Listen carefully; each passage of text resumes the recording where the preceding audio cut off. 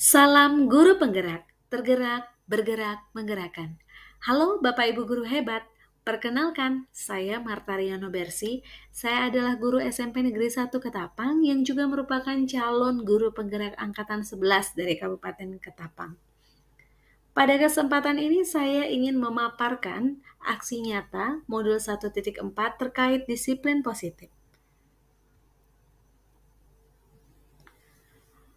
Pada kegiatan aksi nyata ini, saya berkolaborasi bersama dengan dua rekan saya yang juga merupakan calon guru penggerak angkatan 11 dari Kabupaten Ketapang, yaitu Ibu Nurbeta Lira SPD yang juga merupakan guru SDN 15 Delta Pawan Kabupaten Ketapang, dan Ibu Agustina SPD yang merupakan guru SDN 18 Delta Pawan Kabupaten Ketapang. Kami berkolaborasi untuk melakukan diseminasi budaya positif dengan menggunakan moda daring yang kami laksanakan pada hari Rabu tanggal 14 Agustus 2024.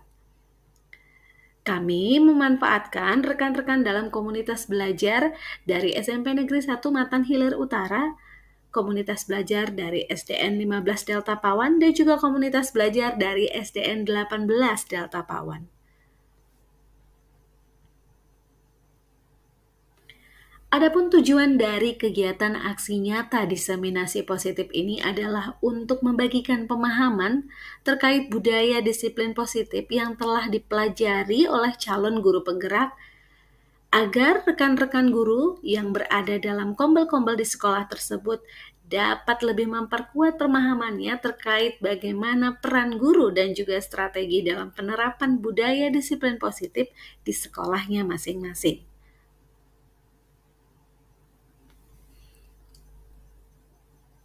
Pada kegiatan aksi nyata dengan menggunakan moda daring ini, kami melakukan pembagian materi, yang mana Ibu Agustina menyajikan materi terkait paradigma belajar dan disiplin positif.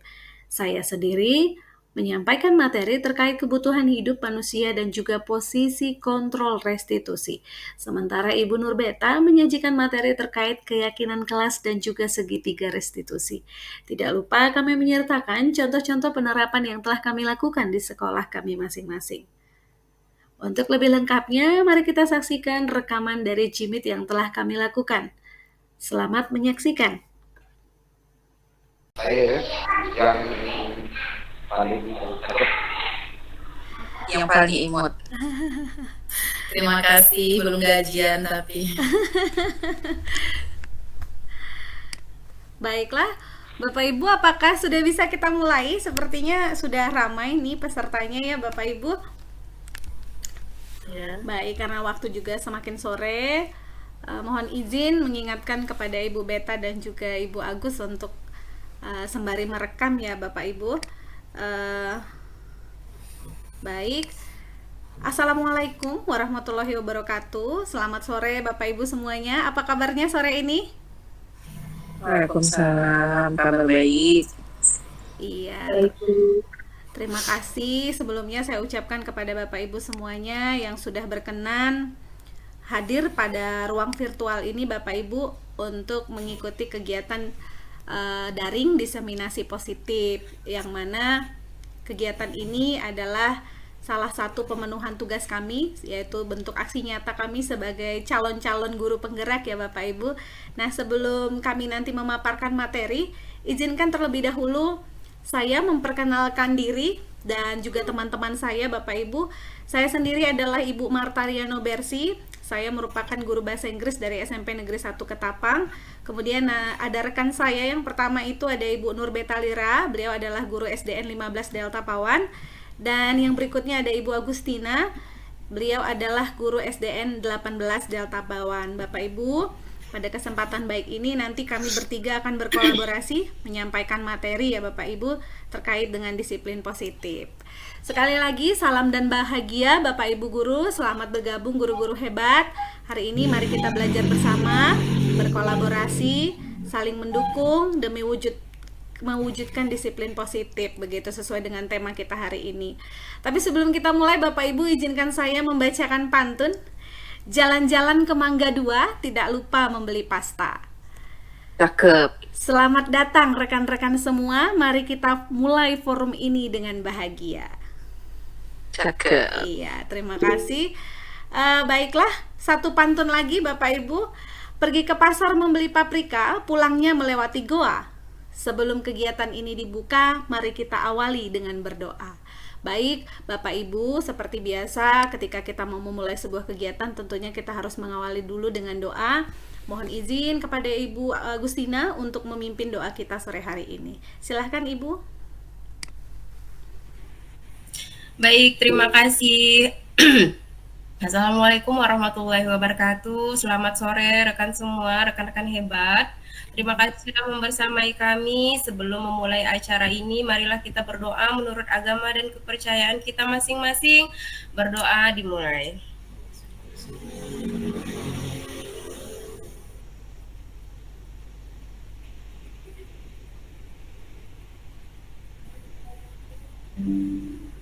Selesai. Baik, terima kasih Bu Agustina sudah memimpin kita berdoa sore hari ini. Saya sebelumnya juga mau mengucapkan terima kasih jikalau pada forum ini ada rekan-rekan saya dari Kombel SMP Negeri 1 MHU, kemudian juga ada Bapak Kepala Sekolah mungkin dari SDN 18 Delta Pawan, dan juga Ibu Kepala Sekolah SDN 15 Delta Pawan yang mungkin juga bergabung dalam forum ini. Kami ucapkan terima kasih Bapak Ibu untuk dukungannya pada kami bertiga. Kami ucapkan selamat datang.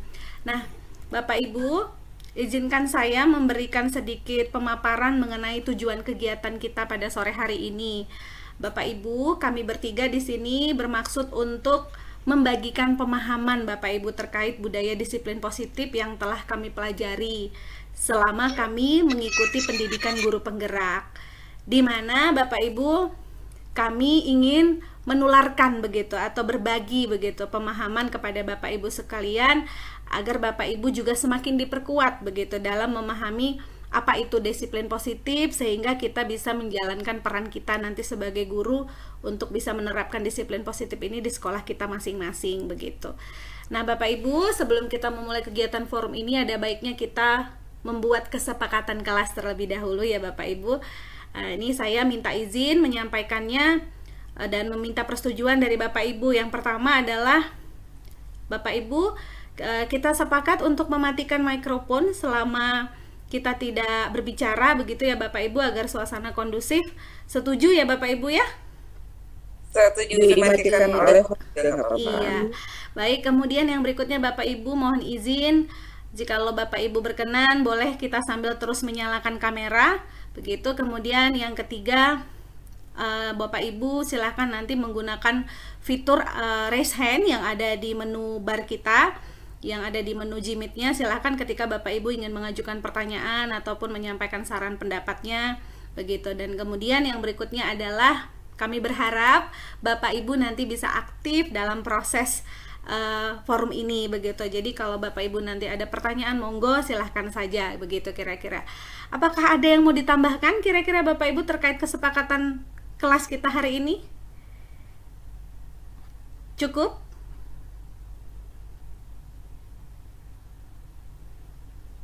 Cukup, baiklah. Terima kasih Bapak Ibu. Demikianlah tadi pembukaan. Kita langsung saja Bapak Ibu untuk sampai pada pemaparan materi. Bapak Ibu, pemaparan materi ini nanti akan dibagi menjadi 3 sesi Bapak Ibu, di mana Ibu Agustina nanti beliau akan memaparkan terkait dengan paradigma belajar dan apa itu disiplin positif. Kemudian saya sendiri Bapak Ibu nanti akan memaparkan tentang kebutuhan hidup manusia dan juga posisi kontrol restitusi. Dan yang terakhir nanti Ibu Nurbeta, beliau akan memaparkan terkait keyakinan kelas dan juga segitiga restitusi. Baiklah, langsung saja Bapak Ibu, saya serahkan kepada pemateri pertama kita yaitu Ibu Agustina. Silahkan Ibu untuk menyampaikan materinya. Baik, terima kasih Bu Marta. Izin share screen Bapak Ibu.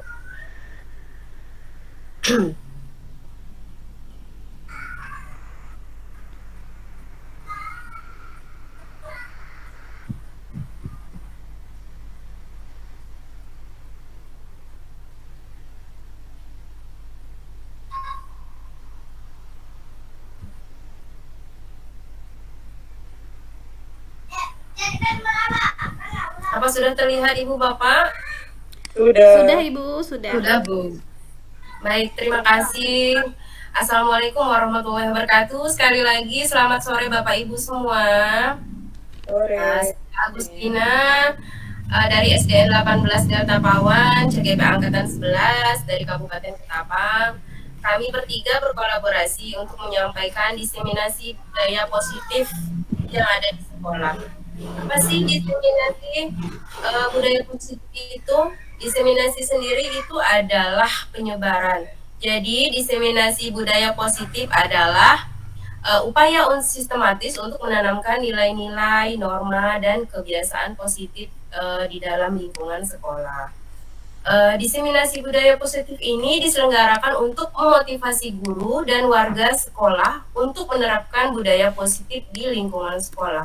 Apa tujuannya? Tujuannya adalah untuk membentuk karakter siswa dan menciptakan suasana yang kondusif bagi pembelajaran dan perkembangan pribadi.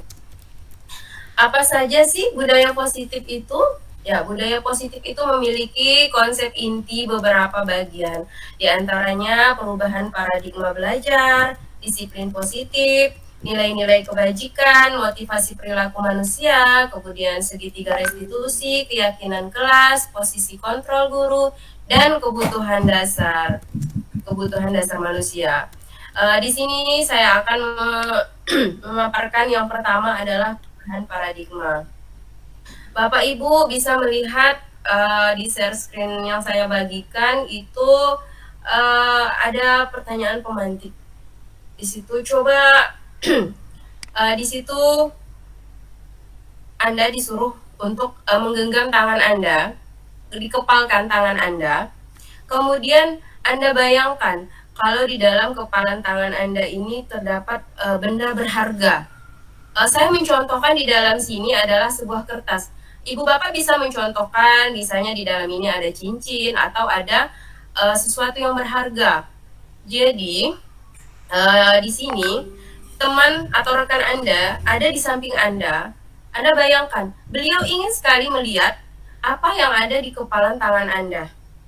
Nah, pilihannya, pertanyaannya, kira-kira apakah Bapak Ibu mau membuka kepalan tangan ini dengan bujukan, godaan, paksaan, atau menghardik sekalipun? Pertanyaan yang kedua, apakah Bapak Ibu akan bertahan atau menolak membuka kepalan tangan Bapak Ibu ini? Atau Bapak Ibu genggam sekuat mungkin? Ada yang bisa menyampaikan idenya atau pendapatnya? Kira-kira Bapak Ibu memilih jawaban yang mana? Apakah membuka atau menutup? Boleh salah satu?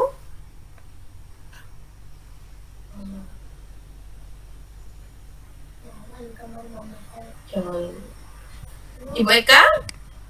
Ibu Eka kira-kira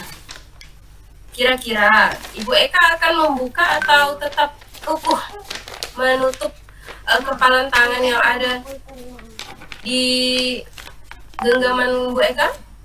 Tetap menutup? Oh iya, Bu Eka mungkin lagi Bu Eka sedang off suara. Baik, pilihannya tergantung kontrol dari Bapak Ibu sendiri. Tidak ada jawaban yang benar, tidak ada jawaban yang salah. Kontrol semua yang ada di pikiran Bapak Ibu itu menurut ide dan keinginan Bapak Ibu sendiri. Boleh membuka, boleh memperlihatkan, boleh tetap kukuh mempertahankan apa yang ada di genggaman Bapak Ibu. Baik, itu hanya pemantik saja. Kira-kira seperti itu paradigma perubahannya. Kemudian dari kontrol yang sudah Ibu Bapak kira-kira tetapkan pada diri, saya mengambil satu teori dari William Glasser.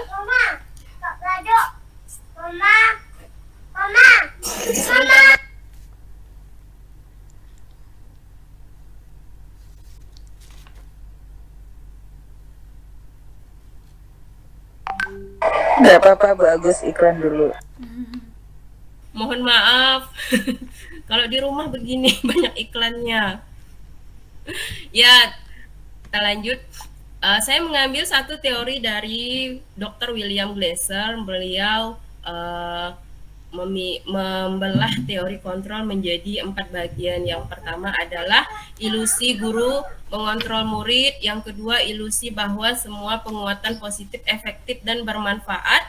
Lalu ilusi yang ketiga bahwa kritik dan membuat orang merasa bersalah dapat menguatkan karakter. Dan yang keempat adalah ilusi bahwa orang dewasa memiliki hak untuk memaksa. Baik, saya akan memaparkan sedikit tentang ilusi mengenai guru mengontrol murid. Di sini yang terjadi adalah ketika guru memposisikan diri sebagai pengontrol murid, di mana misalnya murid murid di sini melakukan kesalahan, kemudian guru memposisikan dirinya sebagai pelurus dari kesalahan yang dilakukan muridnya. Semisal ada anak murid di kelas yang melempar pensil ke temannya. Nah, guru itu tentu akan mengontrol bagaimana seharusnya menjadi murid yang baik, tidak melempar seperti itu. Nah, kira-kira seperti itu.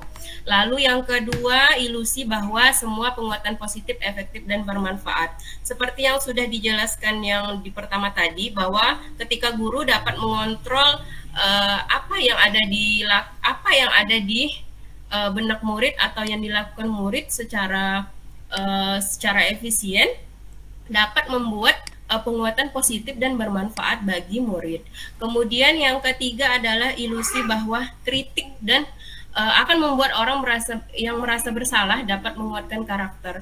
Nah, seperti tadi contoh anak yang berbuat salah tadi, mungkin dengan pemahaman dari dari guru, dengan menasehatinya, dengan membuatnya merasa bersalah, bisa menguatkan karakter untuk dia menjadi lebih baik lagi.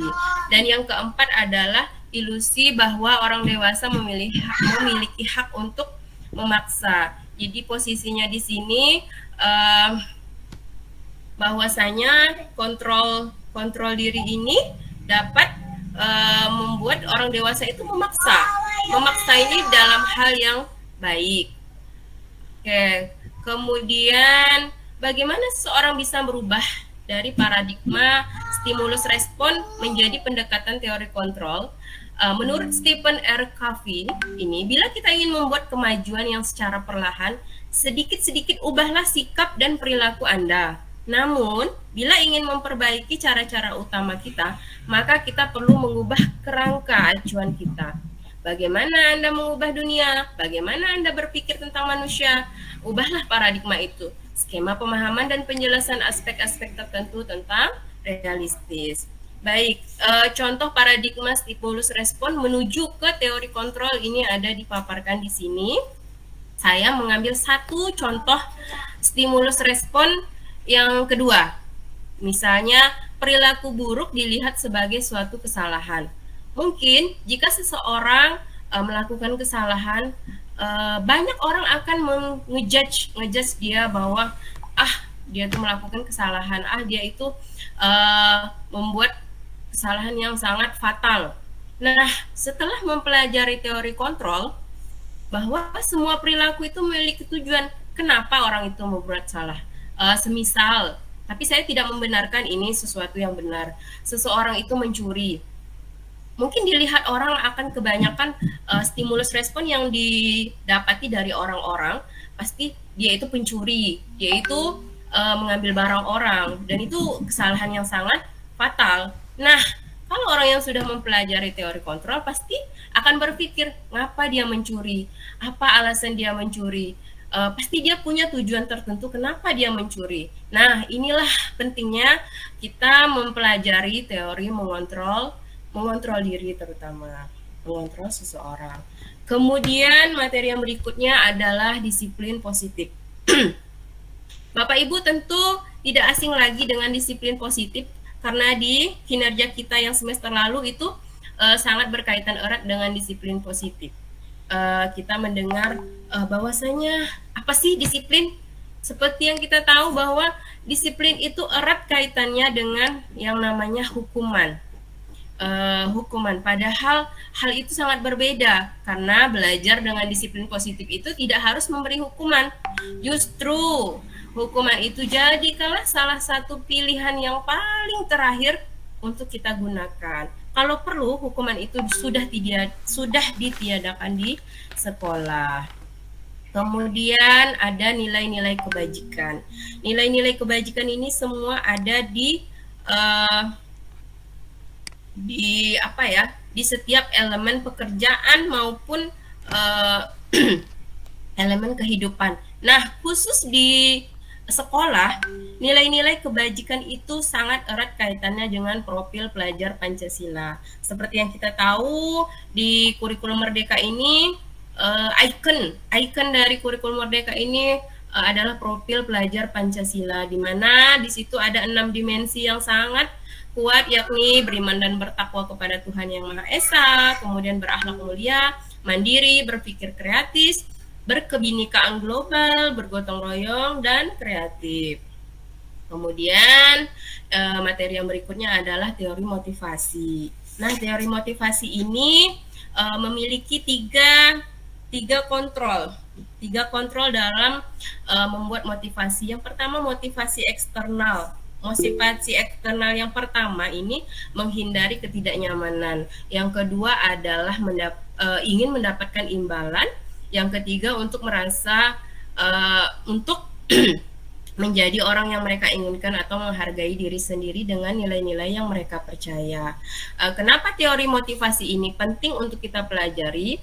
Karena motivasi sendiri merupakan sebuah keinginan atau dorongan, minat ataupun hasrat seseorang yang begitu besar yang datangnya bisa dari dalam diri maupun dari luar. Hal inilah yang membuat kita sangat baik, sangat bisa untuk mempelajari teori perilaku ini. Teori perilaku ini bertujuan untuk menanamkan motivasi bagi kita, bagi diri kita sendiri maupun orang lain, agar dapat menghargai diri dengan nilai-nilai yang orang-orang percaya. Baik, segitu aja pemaparan materi dari saya. Saya kembalikan ke Ibu Marta. Baik, Bapak Ibu, demikianlah tadi pemaparan yang cukup jelas dari Ibu Agus terkait dengan paradigma belajar dan juga disiplin positif. Untuk ini Bapak Ibu, saya mempersilahkan Bapak Ibu untuk mengajukan pertanyaan barangkali ataupun saran begitu ya, atau mungkin Bapak Ibu pernah mengalami masalah mungkin terkait dengan disiplin positif bersama dengan siswanya di sekolah, mungkin Bapak Ibu bisa sharing di sini. Silahkan Bapak Ibu, saya berikan kesempatan kepada Bapak Ibu, silahkan raise hand.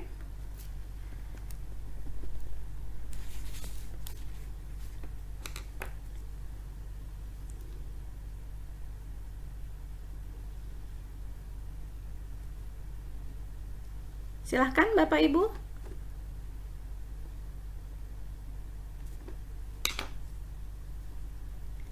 Tadi Ibu Agustina ini memaparkan terkait apa itu disiplin positif dan juga teori-teori tentang perilaku manusia, begitu ya Bapak Ibu. Bagaimana mereka memahami tentang nilai-nilai kebajikan, begitu. Silahkan barangkali Bapak Ibu ada yang ingin memberikan. Iya, ini sudah ada yang angkat tangan, ini sepertinya dari Ibu Tutik Haryanti. Silahkan Ibu, langsung saja pertanyaannya Ibu.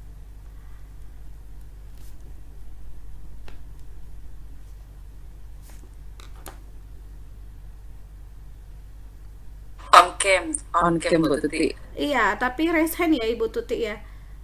Bu Tuti, apakah Ibu bisa mendengar suara saya? Ibu masih mute itu mikrofonnya Ibu.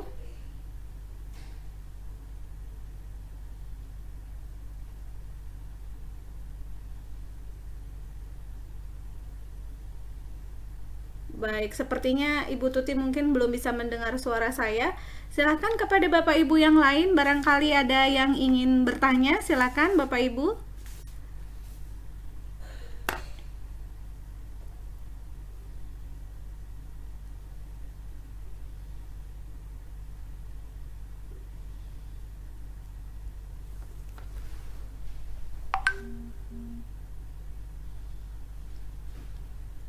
tidak hanya pertanyaan Bapak Ibu, barangkali Bapak Ibu juga ingin memberikan penguatan juga silahkan.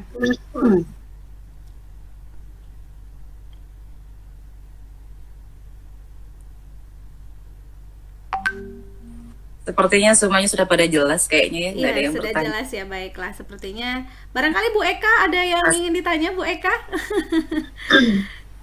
Pertanyaan-pertanyaan dalam hati saya sudah terjawab oleh penjelasan Ibu Agustina. Iya, baiklah kalau begitu. Jadi tidak ada pertanyaan ya Bapak Ibu terkait dengan pemaparan paradigma belajar dan juga disiplin positif ini. Baiklah, Bapak Ibu, langsung saja kita melanjutkan ke pemateri berikutnya, yaitu saya sendiri Bapak Ibu. Saya mohon izin untuk share screen ya. Mohon izin Ibu Agustina.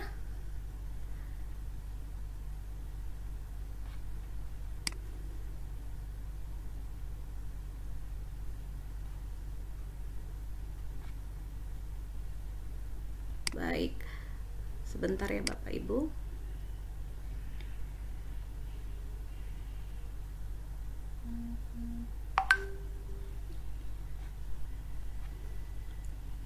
Baik Bapak Ibu, apakah suara saya terdengar jelas? Karena sinyal di rumah saya agak sedikit buruk.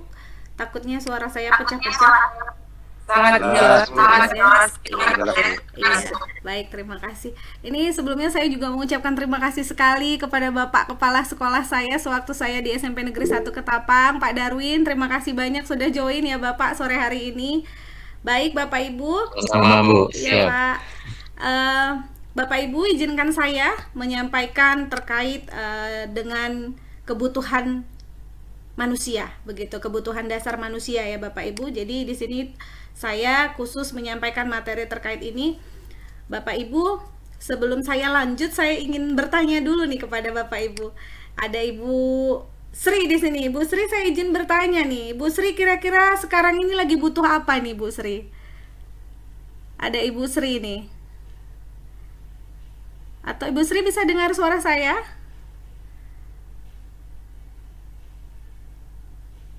Sepertinya Ibu Sri tidak dengar baik. Ada Ibu Rita. Ibu Rita, halo Ibu, apa kabar?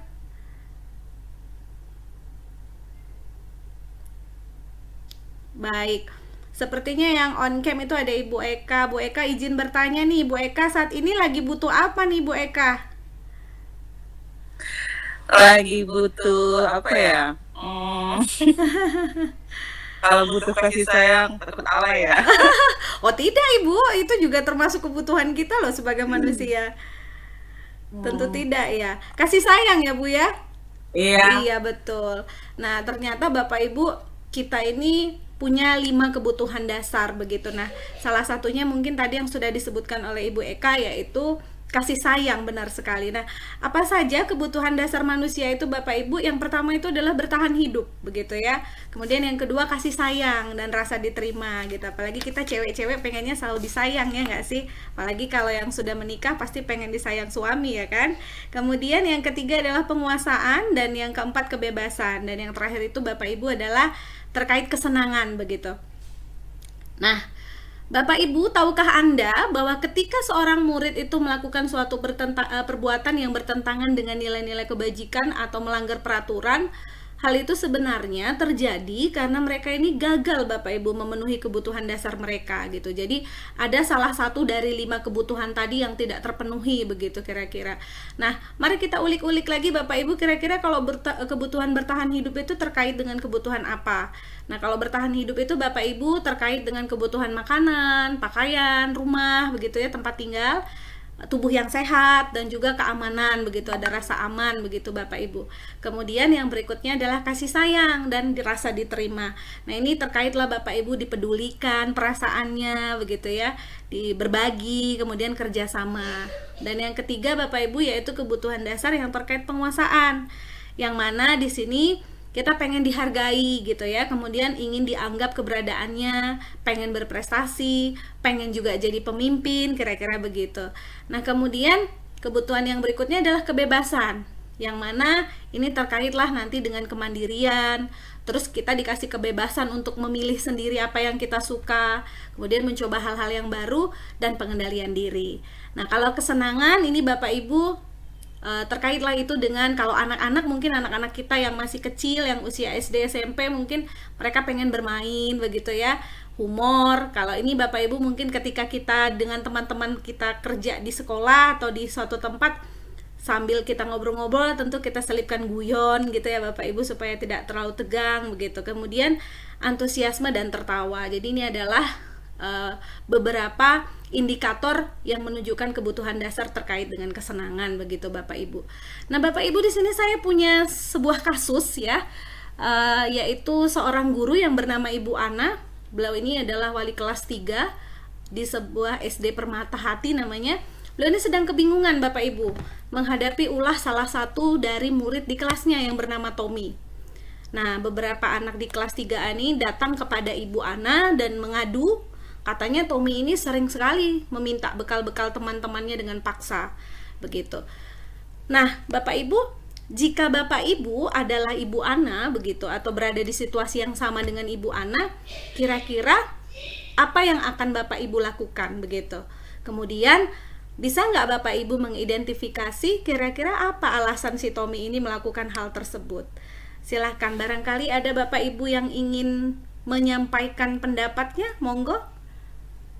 Ini terkait anak yang suka minta bekal temannya dengan paksa begitu kira-kira. Bagaimana cara Bapak Ibu untuk menghadapi anak yang seperti ini? Boleh mungkin silahkan Bapak Ibu yang ingin memberikan pendapat?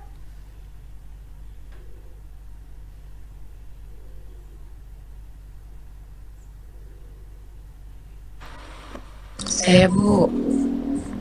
Iya, dengan Ibu siapa ini Ibu? Oh ya, Ibu Dina. Silahkan Ibu Dina. Selamat Iya. sore Ibu Dina. Baiklah, silahkan monggo Ibu. Nah, ini studi kasus yang Ibu beri ini ya, anak yang sedang bingung menghadapi ulah anak yang di kelas 3A ini Pak, mengeluhkan sikap Tommy yang suka meminta bekal. Betul. Menurut saya ini mungkin yang pertama, Tommy tidak bekal, makanya dia meminta bekal kepada temannya. Nah, yang kedua, mungkin bekal Tommy ini itu saja, jadi dia tertarik dengan bekal temannya yang lebih enak. Nah, seperti itu Bu. Iya, baik. Terima kasih Ibu Dina atas pendapatnya yang Ya. luar biasa. Kita kasih applause dulu Bapak Ibu kepada Ibu Dina. Boleh di tombol reaction ya, kita kasih tepuk tangan ya Bapak Ibu. Baik, terima kasih Ibu Dina. Baik Bapak Ibu, seperti tadi sudah saya sampaikan di awal bahwa tidak ada sebuah pelanggaran atau perbuatan anak yang melanggar peraturan itu kalau tidak disebabkan oleh sesuatu. Artinya tadi ada kebutuhan mereka yang nggak terpenuhi begitu. Nah, mari Bapak Ibu kita mencari tahu kira-kira alasan-alasan apa saja yang mungkin terjadi sehingga si Tommy ini melakukan hal seperti itu. Yang pertama Bapak Ibu adalah karena dia lapar gitu ya. Mungkin orang tuanya tidak membawakannya bekal makan siang begitu. Jadi dia merasa lapar, maka dalam hal ini Bapak Ibu si Tommy ini sedang berusaha untuk memenuhi kebutuhan bertahan hidup begitu. Karena lapar, pengen bertahan hidup ya minta punya kawan begitu. Kemudian alasan yang kedua Bapak Ibu bisa saja karena dia merasa senang temannya memperhatikan dia. Jadi ketika teman-temannya lapor kepada guru, terus gurunya lapor kepada orang tua, jadi orang tuanya nih akan jadi lebih aware kan, jadi memperhatikan dia begitu. Maka kebutuhan dasar yang sedang berusaha dipenuhi oleh Tommy ini Bapak Ibu tentu adalah rasa kasih sayang dan bisa diterima begitu. Kemudian alasan yang ketiga Bapak Ibu bisa saja karena temannya takut tadi, jadi takut karena dipaksa oleh si Tommy untuk dikasih bekal, ya dia mau tidak mau kan harus menuruti begitu. Jadi sebetulnya Tommy ini sedang berusaha untuk memenuhi kebutuhan dasarnya terkait kekuasaan begitu. Jadi dia pengen nunjukin ke teman-temannya kalau dia tuh hebat, bisa mengatur teman-temannya begitu. Kemudian alasan yang keempat Bapak Ibu karena dia merasa bosan, bisa jadi seperti tadi yang dipaparkan oleh Ibu Dina, dengan bekal yang dibawakan ibunya dari rumah. Mungkin ibunya masaknya itu aja, mie goreng aja, telur ceplok aja terus gitu kan. Jadi anaknya merasa bosan. Nah, karena itu dia kemudian pengenlah mencoba makanan dari teman-temannya begitu. Nah, Bapak Ibu, saat itu si Tommy sedang memenuhi kebutuhannya, yaitu terkait kebebasan. Dan yang terakhir Bapak Ibu, bisa saja alasan si Tommy ini karena iseng-iseng doang begitu ya. Jadi dia senang nih kalau teman-temannya merasa kesal diambil makanan. Jadi menurut dia ekspresi teman yang kesal karena diambil bekal tuh lucu bagi dia begitu. Dan itu bisa saja memenuhi kebutuhan si Tommy terkait kesenangan begitu ya Bapak Ibu. Jadi Bapak Ibu, kita sebagai guru sebaiknya mengidentifikasi terlebih dahulu apa sih kebutuhan anak murid kita begitu, supaya kita bisa mencarikan solusi yang terbaik. Nah, nanti Bapak Ibu, kebutuhan-kebutuhan ini akan terkait dengan posisi kontrol restitusi begitu. Nah, apa itu posisi kontrol restitusi? Posisi kontrol restitusi ini Bapak Ibu adalah peran kita nih sebagai guru, sebagai juru kontrol begitu. Nah, Bapak Ibu, ada 5 yang perlu kita ingat posisi kontrol kita, yaitu sebagai penghukum, sebagai pembuat rasa bersalah, sebagai teman. Jadi Bapak Ibu, kita juga bisa jadi teman bagi siswa kita, kemudian sebagai pemantau dan sebagai manajer ya Bapak Ibu. Nah, baiklah Bapak Ibu, mari kita lihat kalimat-kalimat apa saja yang menunjukkan kalau kita itu sebagai penghukum. Jadi kalau nanti di sekolah Bapak Ibu menggunakan kalimat, kalau kamu nggak buat PR, awas ya, Ibu bikin nanti nilaimu nggak tuntas. Nah, itu adalah contoh kalau Bapak Ibu sedang menjalankan peran sebagai posisi kontrol, penghukum ya Bapak Ibu. Nah dampaknya ini Bapak Ibu tidak begitu baik. Kenapa? Anak-anak tuh cenderung jadi nggak patuh sama kita, dan besoknya lagi dia mengulang gitu. Contoh Bapak Ibu, mungkin Bapak Ibu sama seperti saya, di sekolah kita itu pasti di kelas-kelas tuh ada anak-anak yang malas ngerjakan PR berulang-ulang kali, pernah ngerjakan PR. Nah, udah kita tegur lah, kita ancam lah bahasanya begitu, nanti kamu nggak naik kelas loh, begini begitu. Tapi dia tetap melakukan hal yang sama. Itulah posisi kita sebagai penghukum. Kemudian yang kedua Bapak Ibu, pembuat rasa bersalah.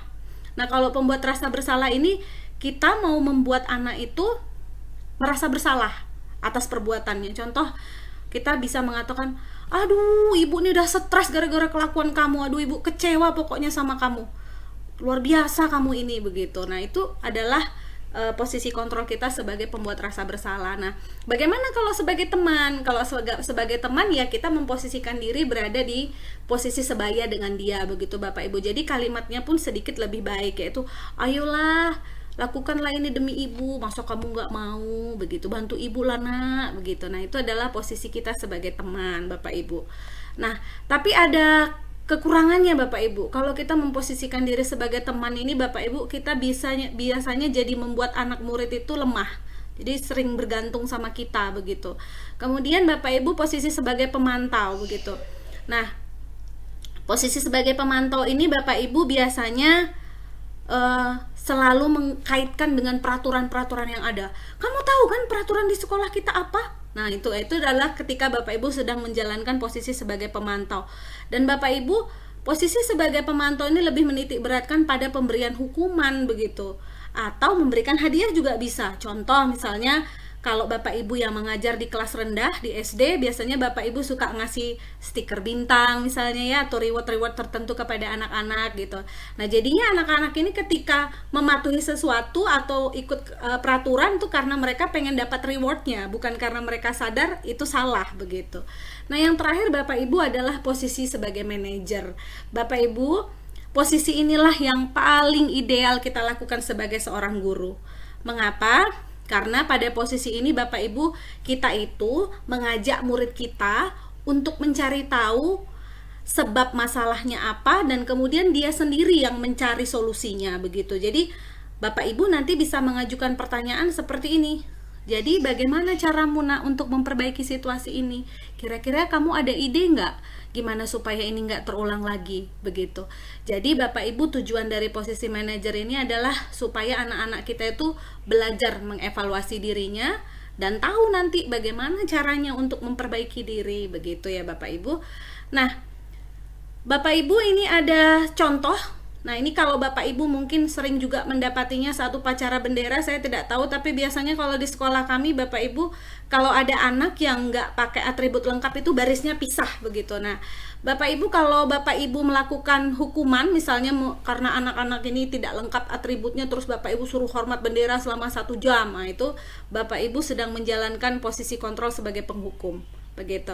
Kemudian misalnya Bapak Ibu mendapati anak ini sudah berulang-ulang kali melakukan perbuatan yang sama, nggak pernah pakai atribut lengkap, terus Bapak Ibu bilang, kamu ini udah bikin ibu bapak kecewa aja, begitu. Nah, itu Bapak Ibu sedang menjalankan posisi sebagai pembuat rasa bersalah.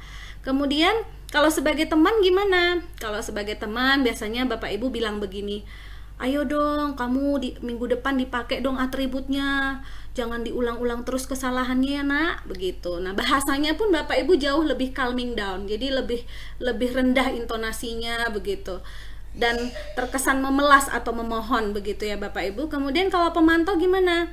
Oh, ini Bapak Ibu seperti tadi yang sudah saya bilang, ini lebih ke peraturan aja terus yang dibahas. Kamu itu ya udah melanggar peraturan sekolah, begitu-begitu. Jadi itu posisi sebagai pemantau.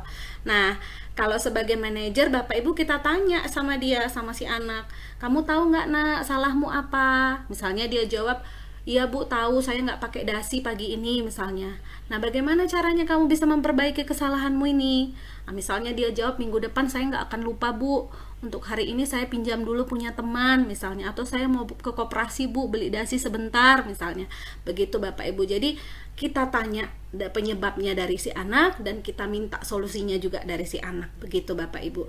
Nah, Bapak Ibu, di antara kelima posisi kontrol tersebut, sebaiknya kita para guru Bapak Ibu menggunakan posisi kontrol sebagai manajer. Mengapa?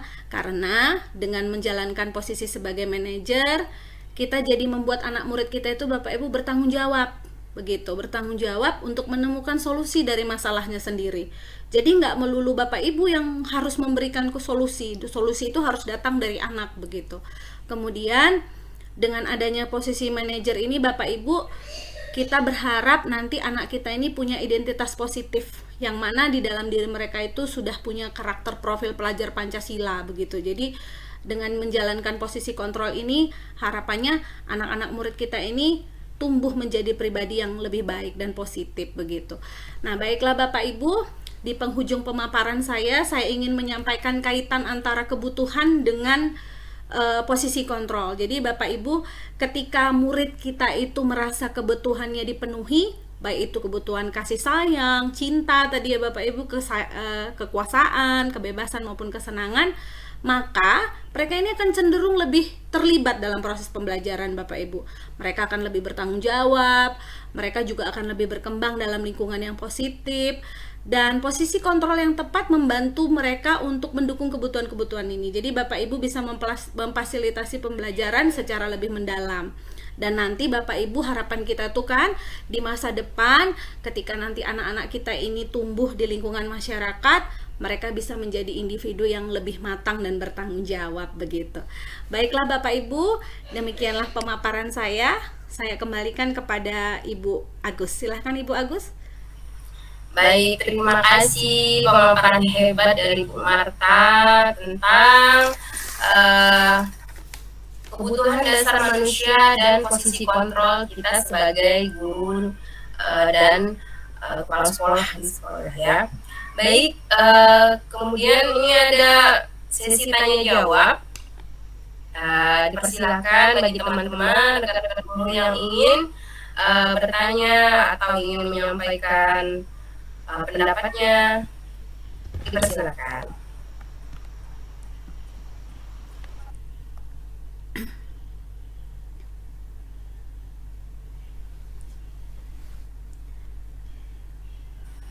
Baik, di sini ada yang raise hand, Ibu Tuti, Ibu Rita, dan siapa lagi? Ibu Tuti raise hand terus, nggak pegal nanti tangannya. Ibu Rita juga, Ibu Rita Erwina, ya. Iya, sepertinya Oh, ada Ibu Eka. Ibu Eka bertanya, Ibu. Iya, Ibu Eka yang open kamera. Silakan Ibu Eka, pertanyaan atau masukan? Pertanyaan aja bagus. Silakan. Terima kasih Bu Agus atas kesempatannya. Penjelasan Ibu Marta juga sudah cukup jelas menurut saya. Ada satu pertanyaan saja. Jika kita menemukan ada anak yang sangat bandel atau bisa dibilang keras hati, nah susah memposisikan kita di posisi manajer, bagaimana solusinya? Itu saja Bu Agus pertanyaan saya. Baik, terima kasih pertanyaan hebatnya. Ada lagi yang lain? Jika tidak ada, biar Ibu Marta menjawabnya dulu. Saya Bu Agus. Oh iya, Ibu Dina. Silakan Ibu Dina.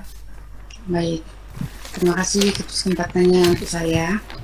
Ya, yang ingin saya tanyakan itu, apa jadinya jika kita sebagai guru itu ada di posisi penghukum dan sulit sekali untuk kita berpindah ke posisi manajer? Nah, itu pertanyaan saya Bu Agus ya. Baik, saya ulang lagi ya. Pertanyaan Bu Eka tadi tentang anak yang bandel dan keras hati ya. Bagaimana memposisikan diri sebagai guru yang memiliki kontrol manajer. Seperti itu ya Bu Eka pertanyaannya. Ya, Kemudian dari Bu Dina, bagaimana cara kita mengubah posisi kontrol guru kita yang tadinya sebagai penghukum berubah menjadi posisi kontrol manajer. Betul Ibu Dina ya? Baik, Ibu Marta boleh langsung menjawab. Baik, terima kasih banyak rekan-rekan atas pertanyaan hebatnya, luar biasa nih ya. Sepertinya posisi-posisi ini menarik sekali nih buat ibu-ibu sekalian ya. Baik, saya izin mencoba menjawab dulu dari Ibu Eka yang bertanya bagaimana kalau kita tuh ternyata di kelas menemukan muridnya tuh yang bandelnya nggak ketulungan begitu. Bagaimana kita mau bisa menempatkan diri sebagai posisi manajer? Mungkin Bapak Ibu yang mengajar di kelas rendah memang memiliki tantangan tersendiri, apalagi yang masih mengajar di bangku kelas 1 dan kelas 2 begitu ya Ibu. Memang tidak mudah begitu. Nah, seperti tadi sudah saya sampaikan bahwasanya ketika anak itu melakukan tindakan yang menurut kita tidak sesuai atau melanggar peraturan, tentu ada kebutuhannya yang tidak terpenuhi. Jadi tugas kita Bapak Ibu adalah mencari tahu terlebih dahulu kebutuhan apa sih yang sedang dicari oleh si anak begitu. Nah, misalnya kalau seperti Ibu, misalnya apakah anaknya masalahnya apa nih? Apakah dia tidak mau belajar di kelas atau bagaimana Ibu? Ya, salah satunya begitu Bu, tidak mau belajar. Iya, tidak mau belajar ya, atau sering bilang aku capek, begitu lelah, begitu ya Ibu ya. Biasa anak kelas 1 begitu, karena anak saya juga begitu. Anak saya itu kebetulan juga masih di kelas rendah, sering sekali mengeluh seperti itu. Jadi memang Ibu kita tidak bisa memaksakan begitu. Jadi ketika hal-hal seperti ini terjadi, mungkin trik kita adalah kita bisa mencari tahu dulu kebutuhannya, kemudian setelah kita dapatkan kebutuhannya, kita combine lah itu Bapak Ibu dengan tips kita ketika mengajar. Misalnya kalau si anak kebetulan punya hobi menggambar misalnya, kemudian pada saat Bapak Ibu tuh menyuruh mereka untuk menulis, bagaimana kalau pelajaran menulis ini dikombinasi dengan menggambar begitu. Jadi artinya misalnya Bapak Ibu menunjukkan gambar, kemudian Bapak Ibu menyuruh mereka menulis kalimat atau kata yang sesuai dengan Bapak Ibu berikan. Contoh gambar buah apel, kita tempel gambar apel, kemudian anak tersebut kita minta untuk menulis ini buah apa, misalnya dia tulis apel begitu. Jadi dengan hal seperti ini mungkin akan membuat si anak menjadi lebih tertarik. Kemudian Bapak Ibu, satu lagi, Bapak Ibu harus sabar begitu ya, karena memang menjalankan restitusi sebagai kontrol manager pada anak-anak di usia kelas rendah tidak mudah. Tapi tidak ada salahnya Bapak Ibu dicoba. Misalnya Bapak Ibu bertanya seperti ini, "Nak, apakah boleh di sekolah itu main-main terus, nggak belajar? Kamu datang ke sekolah mau ngapain?" Misalnya gitu. Kemudian gimana dong kalau kita belajarnya misalnya pakai laptop ibu nih, coba kamu belajar nulis di laptop ibu ada cara baru nih, misalnya begitu. Jadi Bapak Ibu yang tawarkan dulu kepada dia, karena mungkin kalau anak kelas rendah ini kan dia belum punya ide-ide kreatif ya mau ngapain atau tahu tentang masalahnya gitu, karena mereka pun lagi proses nih pendewasaan diri begitu. Jadi mungkin bisa sekali-sekali diajak begitu Bapak Ibu. Ibu ada gambar nih, siapa kira-kira yang bisa cerita ke depan tentang gambar ini. Nah, mungkin dengan cara bercerita begitu kita bisa menilai dia tidak hanya dari segi belajar menulis saja, tapi mungkin dia punya kesenangan tersendiri, misalnya ketika ngobrol atau ngomong di depan kelas, kemudian didengar oleh teman-temannya, dilihat oleh gurunya, tentu dia akan merasa bangga tuh. Jadi terpenuhilah tadi kebutuhan dia dalam hal kesenangan, kemudian kasih sayang karena diperhatikan oleh gurunya begitu. Pasti nanti dia akan merasa senang begitu Bapak Ibu. Mungkin itu yang bisa saya sampaikan terkait pertanyaan Ibu Eka. Kemudian menjawab pertanyaan yang kedua dari Ibu Dina, apa jadinya sebagai guru kalau kita selalu terus menjalankan posisi sebagai penghukum? Kemudian kita sulit move on nih, pindah ke posisi manajer. Bapak Ibu ternyata nggak cuma Bapak Ibu yang seperti itu, saya pun seperti itu begitu. Tapi ketika kami mengikuti program guru penggerak ini, Bapak Ibu, ternyata apa yang saya lakukan itu salah begitu. Jadi posisi kita sebagai penghukum ini malah justru membuat anak itu melakukan kesalahan yang sama berulang-ulang. Jadi tidak ada efek jera begitu Bapak Ibu. Dan dia menganggap kita itu sesuatu yang sepele. Alah, Miss Marta tuh kerjanya marah, besok juga dia marah, besoknya lagi marah aja terus begitu ya kan. Jadi harapannya Bapak Ibu mulai dari sekarang begitu, mari kita membiasakan diri untuk menjalankan posisi sebagai manajer, walaupun Bapak Ibu bukan berarti kita mengesampingkan posisi-posisi yang lain. Jadi kita memang harus tahu menempatkan begitu. Kapan kita harus sebagai penghukum, kapan kita harus sebagai pemantau begitu. Karena kadang-kadang Bapak Ibu nggak semua kasus kan, kasus anak itu bisa kita tangani dengan posisi manajer begitu. Ada kalanya kita tuh harus jadi pemantau, ada kalanya kita harus jadi penghukum. Karena kalau kita memposisikan diri sebagai manajer ini kan kita harus lihat juga karakter anaknya. Ya enggak? Ada anak-anak yang memang mungkin bisa kita arahkan dengan baik, atau justru ada anak yang mungkin tadi seperti yang ditemukan oleh Ibu Eka, ada yang bandel banget, keras kepala, nggak bisa dinasehatin. Nah, mungkin ada beberapa posisi kontrol yang harus kita lakukan begitu. Tapi Bapak Ibu, posisi yang paling aman, posisi yang paling ideal dan disarankan untuk kita sebagai guru adalah posisi sebagai manajer. Jadi harapannya Bapak Ibu, yuk kita perlahan-lahan membiasakan diri kita menyelesaikan kasus dengan menggunakan posisi kita sebagai manajer begitu. Terima kasih Ibu Bapak. Baik. Bu, penjelasannya. Iya, sama-sama. Baik, Bu Eka, sudah jelas Bu Eka? Terima kasih Bu Marta, saya rasa sudah cukup jelas. Terima kasih Nah, Bu Eka. Baik, terima kasih. Wah, Ibu Rita Erwina, ini dari tadi raise hand dan sudah membuka mic-nya. Silakan Ibu Rita, adakah yang mau ditanyakan atau adakah yang mau disampaikan? Sinyal tadi lagi ya.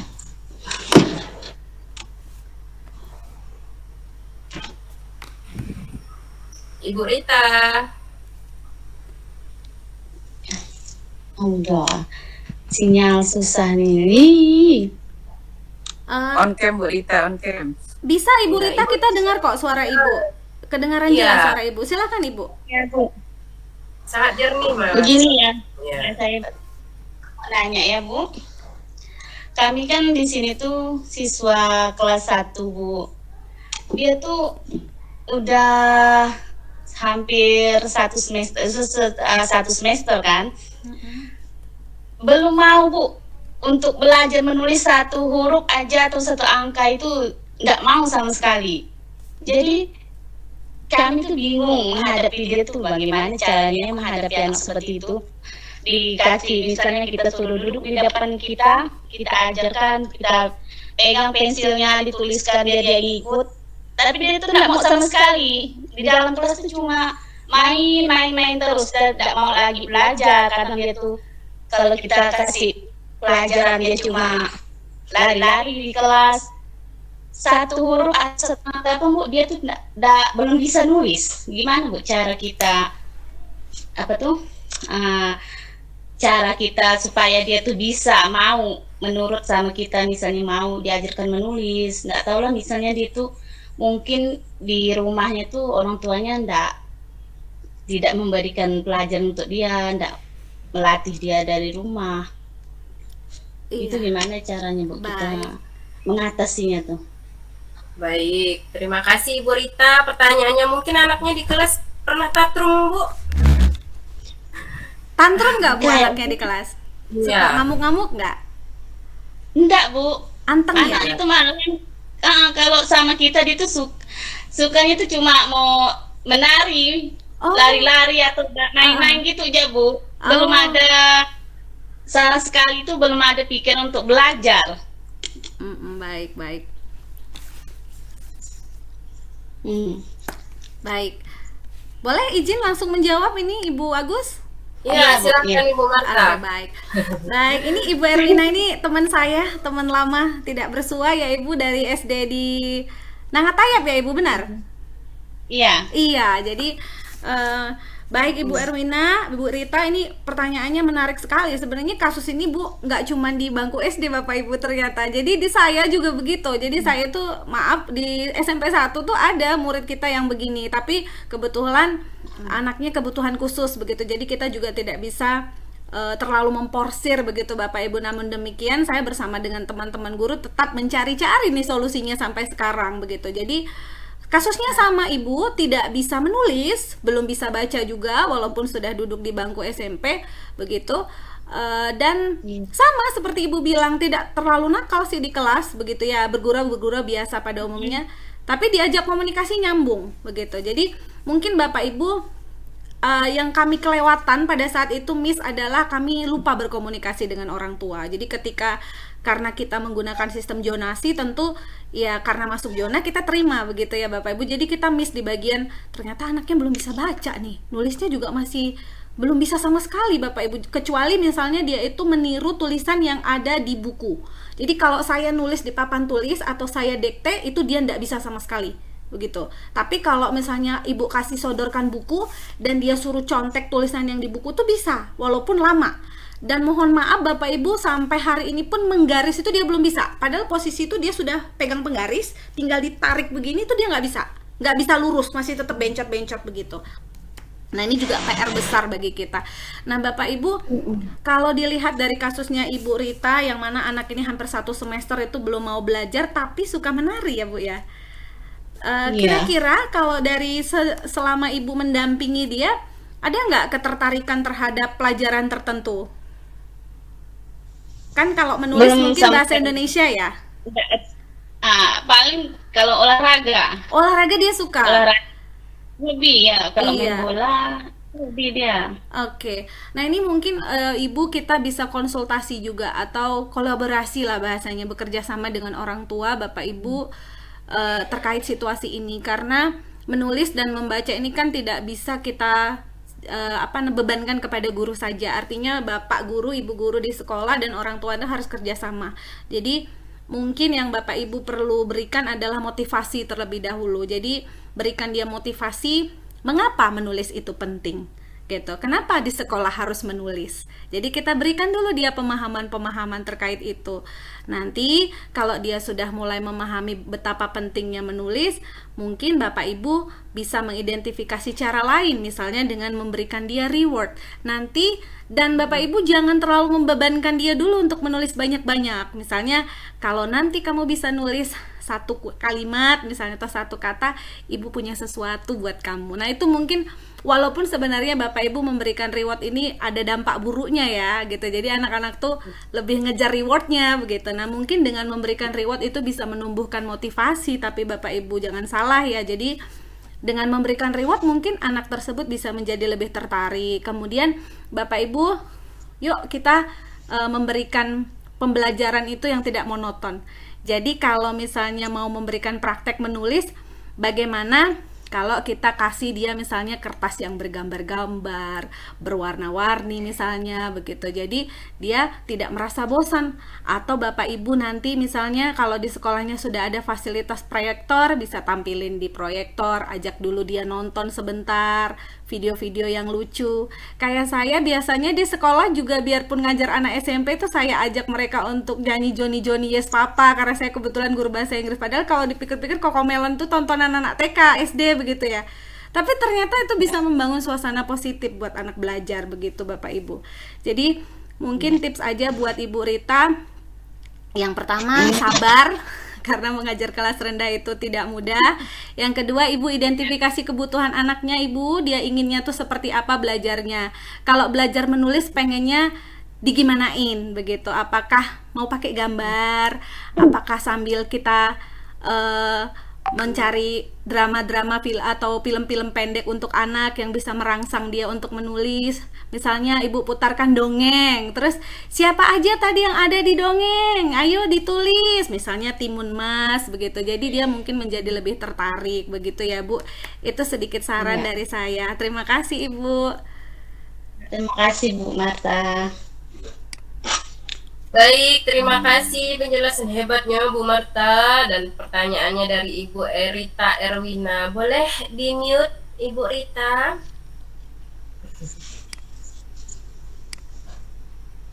Mic-nya Ibu Rita boleh di-off-kan? Ya, terima kasih. Sinyal kan?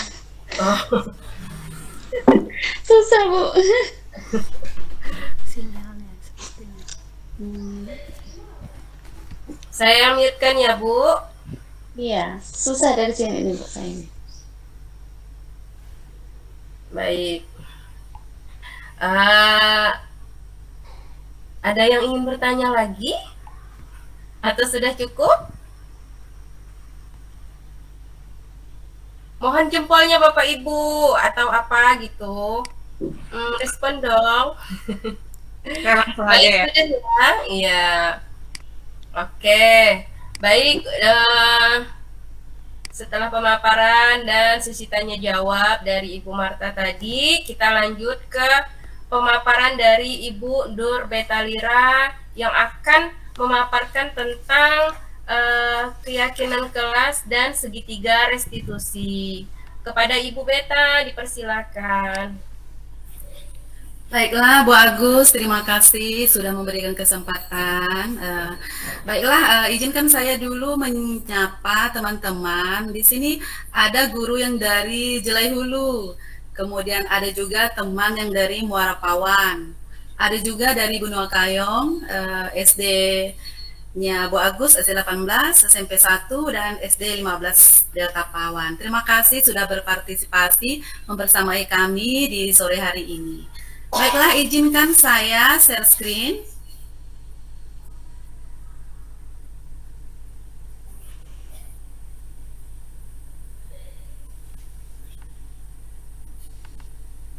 Bapak Ibu, apakah sudah nampak? Sudah. Ya, Bu. Iya. Baiklah, perkenalkan nama saya Nur Betalira. Saya adalah calon guru penggerak angkatan 11 Kabupaten Ketapang. Kebetulan saya mengajar di SD Negeri 15 Delta Pawan. Nah, baiklah Bapak Ibu, perhatikan di layar. Di sini coba Bapak Ibu tebak, ada beberapa hewan yang tersembunyi dalam gambar ini. Nah, siapa yang mau mencoba? Ada berapa hewan yang di presentasi saya? Silakan. Ada berapa ya? Ada 14 ya? Iya, Bu Eka, berapa Bu Eka? 9 Bu. 14. 14. Ibu Supia? 9 Bu, 9. 9. Ibu Dina? 5, Bu. 5. Ibu Supia tadi 9 ya. Baiklah, mari kita lanjutkan. Nah, di sini kira-kira ada 13 ya, 13 binatang yang ada di gambar. Nah, di sini stimulusnya menemukan 1 sampai 3 hewan itu mungkin Anda adalah seorang yang perlu sedikit lebih banyak meluangkan waktu, Ibu Bapak. Kemudian kalau yang menjawab 4 itu Anda adalah orang yang kerap mendapatkan sesuatu tetapi melewatkan beberapa. Nah, Anda harus lebih baik lagi dalam mengelola peluang. Nah, kemudian jika Anda menemukan 7 sampai 9 hewan, Anda perhatikan terhadap detail sangat baik dan sangat dekat dengan sempurna. Nah, kemudian jika Anda menemukan 10 sampai 13 binatang, Anda itu orangnya sangat jeli dan detail. Selamat ya Bu Eka. Terima kasih. Kelebihan ya. Kelebihan 1 Bu Eka. Nah, ini pertanyaan pemantik. Bapak Ibu, apakah hukuman dapat mendisiplinkan anak? Silakan Bapak Ibu yang mau berpendapat. Apakah hukuman dapat mendisiplinkan anak? Bagaimana Bapak Ibu, menurut Bapak Ibu? Setuju. Ya, setuju. Hukuman dapat mendisiplinkan anak. Setuju. Dari Ibu siapa tadi? Bu Dina. Ibu Dina. Kalau Ibu yang lain, ada yang setuju atau tidak setuju? Tidak. Setuju. Setuju. Ada yang berpendapat tidak setuju? Ibu Hera atau Ibu Supia? Setuju, Bu. Setuju. Di sini hukuman dapat mendisiplinkan anak. Nah, selama ini kita kan selalu menghukum ya, Bu ya, menghukum anak. Padahal itu sebenarnya kurang tepat. Kita sebagai guru, bagaimana itu nanti menjadi termotivasi. Anak itu menjadi takut nanti. Anak itu nanti kurang motivasi. Nah, sebaiknya hukuman dapat mendisiplinkan anak itu sebenarnya kurang baik. Kemudian lanjut, yang kedua itu pemberian hukuman dengan hal positif seperti membaca atau membersihkan halaman sekolah dapat meningkatkan disiplin anak. Apakah yang ada setuju atau tidak setuju? Setuju. Setuju. Ada yang tidak setuju? Mungkin yang dari Muara Pawan atau Benua Kayong? Tergantung, Bu. Ya, Bu Eva, tergantung ya. Pemberian hukuman dengan hal positif seperti membaca atau membersihkan halaman sekolah dapat meningkatkan disiplin anak. Sebenarnya itu kurang efektif ya, Ibu ya. Nah, kemudian kita lanjut lagi, memberi penghargaan dapat meningkatkan motivasi belajar anak. Ada yang setuju? Setuju, Bu. Boleh setuju. Kalau memberikan penghargaan dapat meningkatkan motivasi belajar anak, berarti anak itu nanti dia tidak mau belajar kalau misalnya harus diberi penghargaan. Masa anak itu selalu kita beri penghargaan baru dia belajar. Sebenarnya itu kurang efektif juga. Baiklah Ibu Bapak, saya lanjutkan lagi. Itu hanya stimulus. Nah, keyakinan kelas. Kita masuk ke materi pertama, itu keyakinan kelas. Mengapa keyakinan kelas dan mengapa bukan peraturan kelas? Keyakinan kelas itu adalah nilai-nilai kebajikan atau prinsip-prinsip universal yang disepakati bersama. Nah, kalau kesepakatan kelas itu perjanjian, aturan yang disepakati oleh siswa. Nah, sementara peraturan itu seperangkat aturan yang ditetapkan oleh guru dan harus dipatuhi oleh siswa. Nah, di sini seseorang akan lebih bersemangat untuk menjalankan keyakinan daripada hanya sekedar mengikuti peraturan. Selalu kembalikan buku ke tempatnya, sementara dalam peraturan selalu kembalikan buku ke tempatnya. Kemudian nilai, kalau untuk keyakinan kelas itu nilainya tanggung jawab. Nah, kemudian di peraturan adalah menghargai orang lain. Hadir di saat 15 menit sebelum pembelajaran dimulai. Nah, itu menghormati orang lain dan berkomitmen. Kemudian, dilarang melakukan kekerasan. Nah, itu nilainya itu keselamatan dan menghormati orang lain. Kemudian ada dilarang menggunakan narkoba. Nah, nilainya itu berkaitan dengan kesehatan. Pergantian atau menunggu giliran. Nah, itu adalah menghormati orang lain, belajar untuk bersabar. Menggunakan masker. Nah, menggunakan masker itu mengandung nilai kesehatan dan keselamatan. Kemudian jangan berlari di kelas atau koridor. Nah, itu manfaatnya, kaitannya itu keselamatan dan keamanan. Baiklah, saya lanjutkan lagi. Nah, keyakinan sekolah atau kelas. Nah, di dalam keyakinan itu guru berperan dalam mewujudkan terbentuknya keyakinan sekolah atau kelas dengan adanya kesepakatan antara guru dan murid. Nah, keyakinan itu berupa pernyataan universal yang mudah diingat dan dipahami dan harus diterapkan dalam lingkungan. Misalnya, siswa dan guru untuk mengadakan piket. Nah, lanjut ya. Pembentukan keyakinan kelas. Nah, pembentukan keyakinan kelas itu yang pertama bersifat abstrak, kemudian berupa pernyataan universal. Setelah itu dibuat dalam pernyataan positif. Maaf. Sedikit saja agar mudah diingat, tidak usah panjang-panjang Bapak Ibu. Sesuai dengan kondisi kelas dan sekolah sehingga mudah diterapkan. Nah, semua warga sekolah atau warga kelas dilibatkan saat membuat keyakinan kelas. Nah, di sini saya melakukan praktik baik dalam pembuatan keyakinan kelas. Di sini peserta didik mengeluarkan pendapatnya apa yang boleh dan tidak boleh dilakukan di kelas. Nah, di sini saya memberikan anak-anak itu kertas. Nah, bahkan ketika ada seorang anak yang pemalu, selama ini kita tidak tahu apa sih maunya anak-anak ini, bagaimana sih anak-anak ini kita belajar, bagaimana sih nanti kelas yang akan kita jalani, yang akan kita sepakat itu seperti apa. Kemudian saya berikan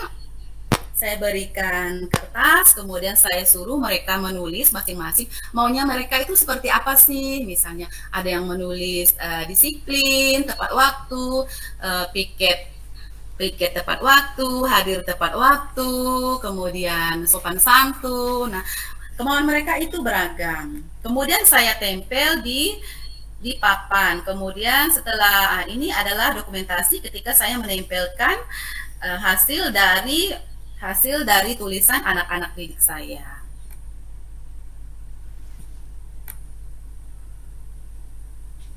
Nah, kemudian kita masuk ke materi kedua, itu segitiga restitusi. Suatu proses dialog yang dijalankan oleh guru agar dapat menghasilkan murid yang mandiri dan bertanggung jawab. Nah, di sini dalam segitiga restitusi itu ada 3 langkah. Yang pertama itu menstabilkan identitas, kemudian langkah kedua itu ada validasi tindakan salah, kemudian menanyakan keyakinan. Itu adalah tahapan-tahapan segitiga restitusi. Restitusi itu sendiri adalah sebuah cara untuk menanamkan disiplin positif pada siswa tanpa menghakimi, melainkan dengan cara memberikan kesempatan pada siswa secara bebas untuk memperbaiki kesalahan mereka. Nah, itu dengan cara kesadaran mereka sendiri. Nah, dalam proses restitusi diri, maka murid akan menyadari dia sedang menjadi orang yang seperti apa sih, yang itu adalah menunjukkan fokus pada penguatan karakter. Nah, restitusi itu bukan untuk menebus kesalahan Bapak Ibu, namun untuk belajar dari kesalahan. Restitusi itu memperbaiki hubungan. Kemudian restitusi itu tawaran, bukan paksaan. Restitusi itu menuntun untuk melihat ke dalam diri. Restitusi itu fokus pada karakter dan bukan tindakan. Restitusi mencari kebutuhan dasar yang mendasari tindakan Bapak Ibu.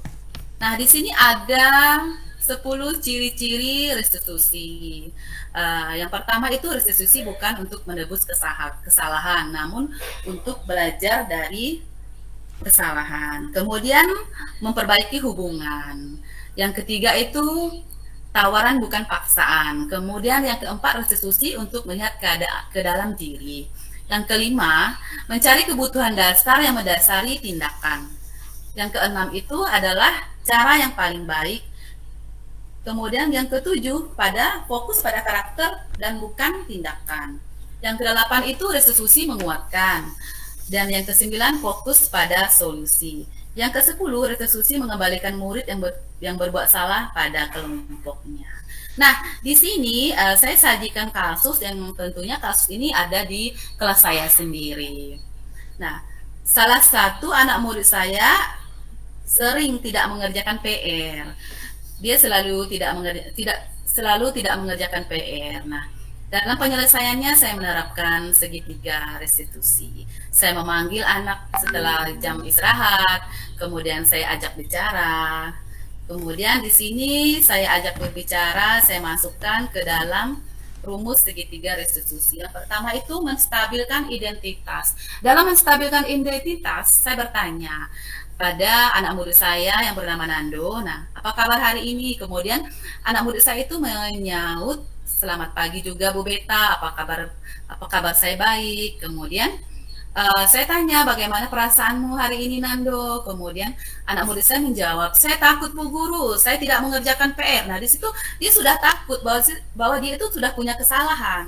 Nah, dalam menstabilkan identitas, kemudian saya menanyakan lagi, mengapa Nando takut? Di sini Ibu hanya ingin mengetahui permasalahan, bukan untuk menyalahkan Nando. Berbuat salah itu biasa, Ibu juga dulu pernah berbuat salah.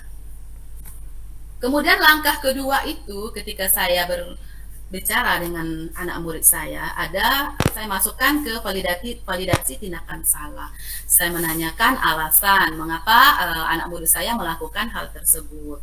Nah, ternyata dia suka tidak mengerjakan PR, bahwa dia itu sering dititipkan ke neneknya. Nah, orang tuanya itu kerja, dan dia itu bermain seharian, sehingga ketika malam anak itu sudah capek sehingga PR itu tidak dikerjakan. Nah, gitu. Kemudian langkah ketiga, saya menanyakan keyakinan. Kira-kira seperti ini, menurut Nando tidak mengerjakan PR itu salah atau tidak Nando? Saya tanya sama Nando.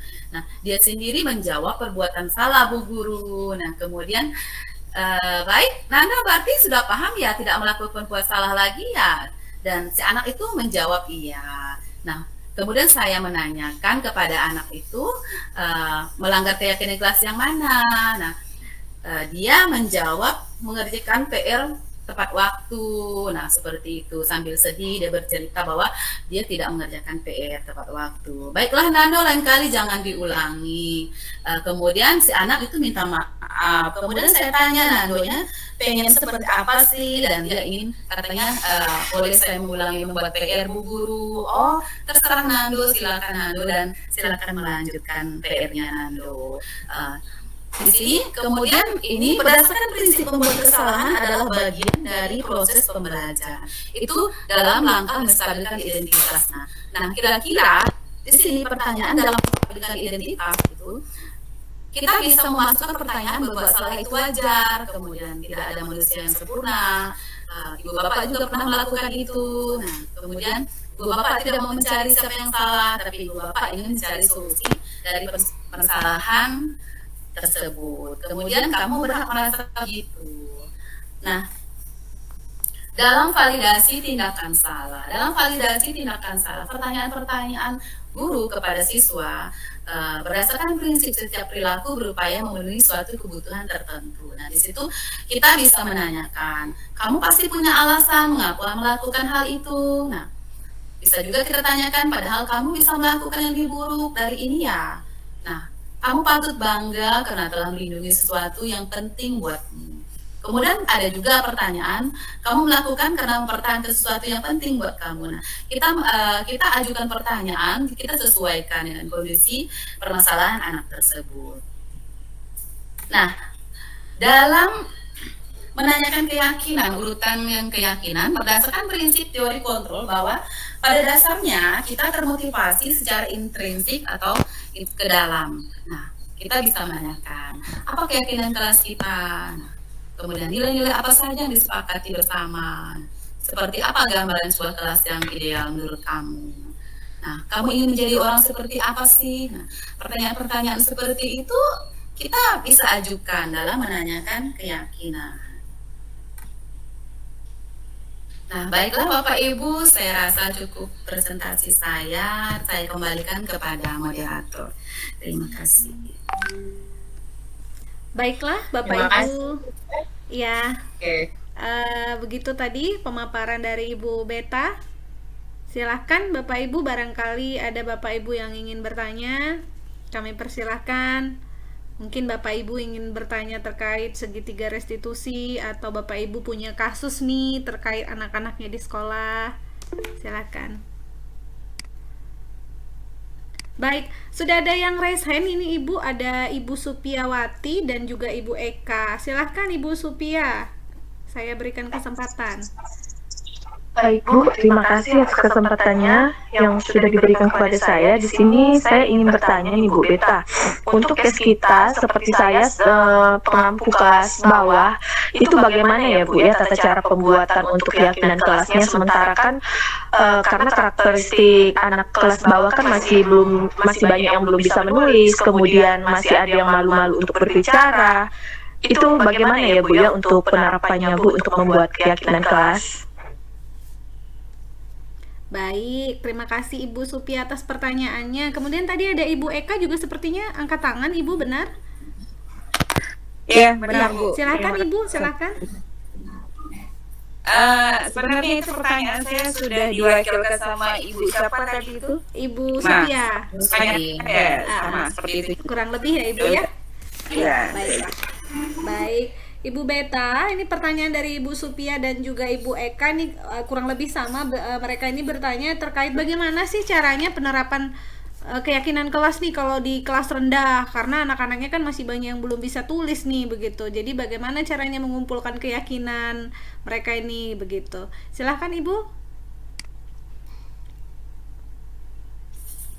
Baiklah Ibu Eka, Ibu Supiawati, terima kasih pertanyaannya, sangat inspiratif ya.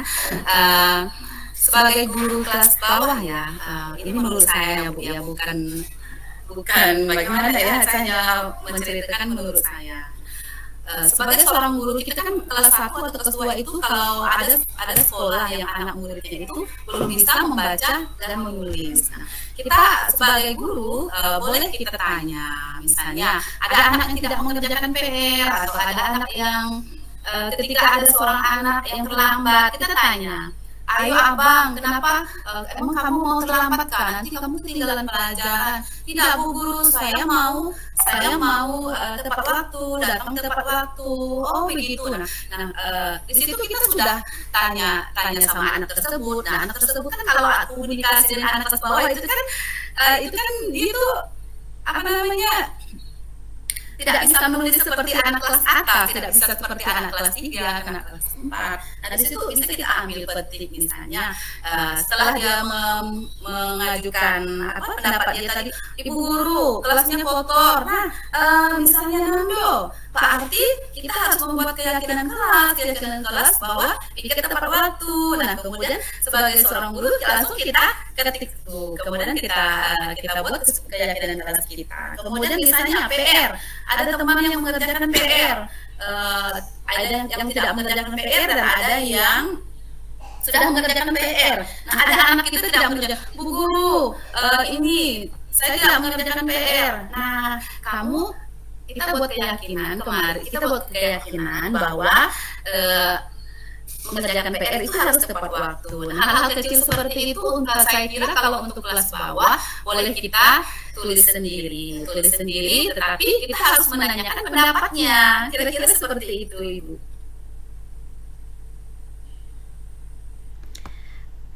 Baik, Ibu, bagaimana Ibu Supia dan juga Ibu Eka? Sudah merasa dipuaskan dengan jawabannya? Terima kasih Bu Nurbeta, sudah cukup jelas Baik, saya. terima kasih. Baik, masih ada lagi barangkali di antara Bapak Ibu yang ingin bertanya? Saya persilahkan. Saya ingin bertanya, Ya, Ibu Nurbeta. silahkan Ibu Rosdiana, langsung saja Ibu. Oke, terima kasih. Saya cuma mau menanyakan kapan kesepakatan atau keyakinan kelas itu kita buat, apakah di awal-awal pembelajaran atau awal semester atau di awal pembelajaran saat kita akan memulai mengajar di kelas. Terima kasih, hanya itu saja. Baik, silakan Ibu Beta. Ibu Rosdiana bertanya, kapan sih waktu yang tepat untuk membuat keyakinan kelas, katanya begitu. Silakan Ibu.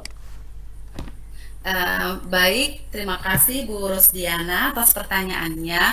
Menurut saya mungkin di awal Ibu, di awal pelajaran. Misalnya kemarin kan kita dari semester 1 ya, bulan 7 itu kita masuk, kita setelah kita kumpulkan anak-anak, kita buat kesepakatan di awal-awal pelajaran Bu.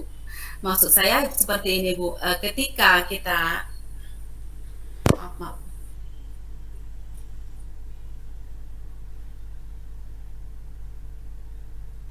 Mute, Bu.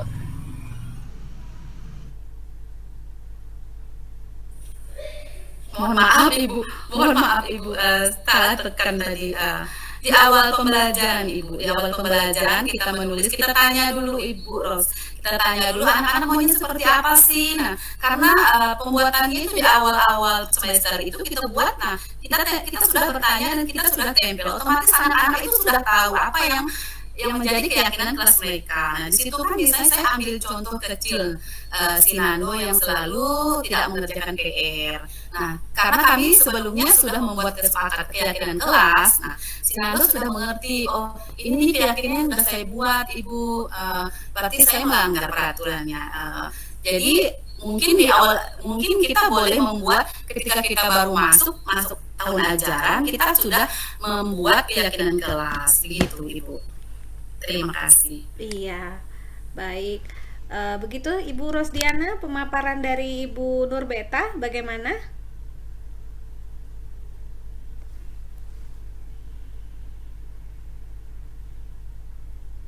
Tidak ada maunya untuk mengerjakan PR.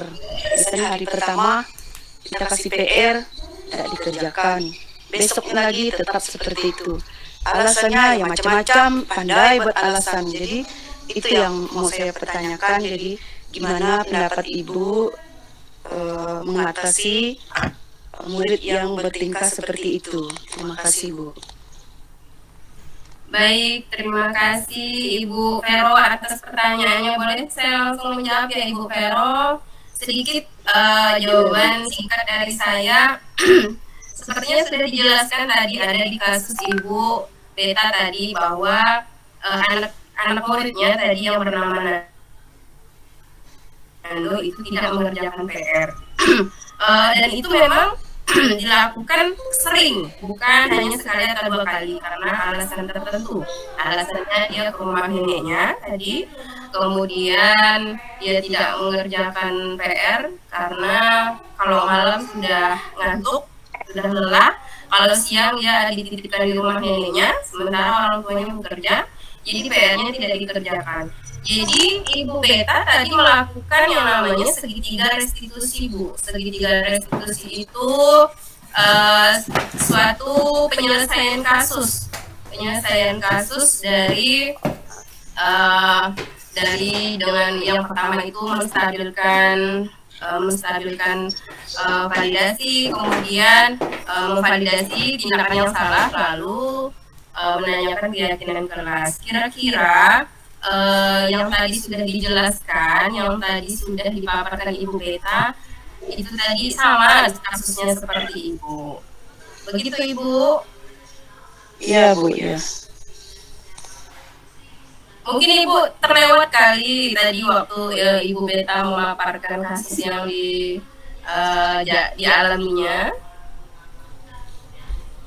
Atau Ibu Beta boleh menampilkan lagi kasus yang Nando tadi Ibu Beta? Atau Ibu sudah jelas? Mungkin saya izin menambahkan sedikit Ibu, boleh ya? Oh iya, boleh Ibu sudah masuk lagi. Iya, tadi saya terangkan karena kebetulan di sini sedang mendung sekali Ibu, gelap, jadi waktunya Silakan berdekatan Ibu. dengan saya. Baik, tadi pertanyaan dari Ibu Veronica, betul ya? Ibu, bagaimana nih caranya kalau anak tuh kok udah terus-terusan nggak buat PR begitu ya Ibu? Nah, Iya Bu, ya. yang pertama Bapak Ibu tentunya Bapak Ibu harus identifikasi dulu alasannya. Seperti tadi yang dilakukan oleh Ibu Beta, tanyakan alasan mengapa dia tidak mengerjakan PR. Bisa saja loh Bapak Ibu, anak-anak yang nggak mengerjakan PR ini di rumahnya itu mungkin tidak terlalu dipantau oleh orang tua begitu, atau bisa aja kurang motivasi, atau bisa aja PR yang kita berikan itu terlalu sulit begitu. Nah, mungkin Bapak Ibu bisa memanggil anaknya secara pribadi, tunjukkan bahwa Bapak Ibu ini peduli sama dia begitu. Jadi berikanlah perhatian ekstra kepada anak-anak ini supaya dia merasa itu tadi seperti kebutuhannya dipenuhi begitu. Jadi dia merasa dianggap keberadaannya gitu. Karena anak-anak ini Bapak Ibu, salah satu kebutuhan yang paling penting harus kita penuhi kepada anak sebagai guru itu ya kebutuhan untuk diterima Bapak Ibu. Jadi kita nggak cuma sekedar marah-marah, dia nggak buat PR, tapi dari kita tuh udah ada usaha begitu. Jadi Bapak Ibu berikan dukungan. Jadi kalau misalnya menurut mereka PR-nya terlalu sulit, misalnya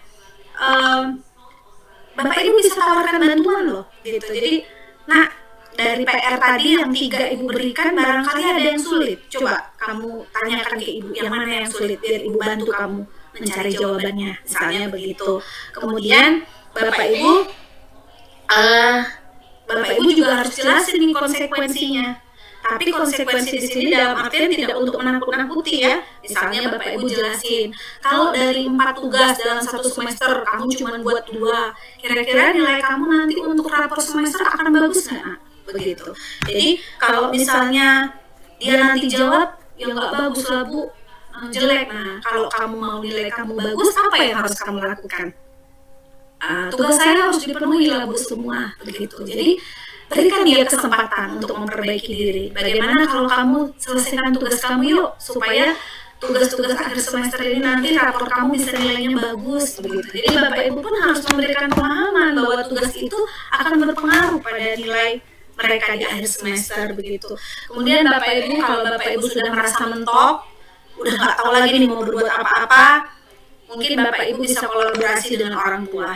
Jadi orang tuanya dipanggil, ceritakan masalahnya ke anak kita ini apa, dan minta bantuan orang tua untuk memantau anak-anak kita mengerjakan PR di rumah. Terus ada satu lagi Bapak Ibu, ini juga tips, mungkin ya tips and trick buat Bapak Ibu, dan puji Tuhan berhasil saya lakukan. Saya tahun lalu itu diberi kesempatan menjadi wali kelas. Jadi di kelas itu saya tunjuk 1 sekretaris begitu. Jadi tugas sekretaris ini adalah mengingatkan kawan-kawannya di grup setiap malam, besok ada mapel apa, PR-nya apa, dan kalau kebetulan PR-nya itu ada ditulis, berarti mereka kirimkan fotonya atau screenshot-nya di grup kelas. Jadi anak-anak itu udah ada alasan PR ketinggalan, PR nggak buat, karena sudah ada note-nya setiap malam itu dari si sekretaris. Jadi memang Bapak Ibu, kita ini harus kreatif gitu, menciptakan inovasi-inovasi bagaimana kalau anak muridku pinter, aku harus lebih pinter lagi begitu. Jadi mungkin kita ajak salah satu murid di kelas kita yang merupakan perangkat kelas kita, kalau Bapak Ibu punya grup kelas, mungkin bisa disampaikan di sana. Gitu. Coba ingat-ingat ya, sekretaris hari ini ada PR apa, nanti boleh di-share di grup kelas. Atau kalau Bapak Ibu yang mungkin mengajar di SD, bisa dibantu menyampaikannya di grup orang tua begitu. Karena kan kalau orang tua anak kelas 1, kelas 2 atau SD kan nggak terlalu ngeh ya Bapak Ibu, biasa orang tua yang lebih proaktif begitu. Jadi mungkin dengan cara-cara demikian orang tua bisa memantau anaknya terkait dengan tugas-tugas maupun PR-PR yang diberikan oleh Bapak Ibu guru. Kemudian Bapak Ibu guru juga, kita itu perlu memperhatikan Bapak Ibu ketika kita memberikan tugas ke anak itu, jangan sifatnya monoton. Jadi kasih yang kreatif-kreatif.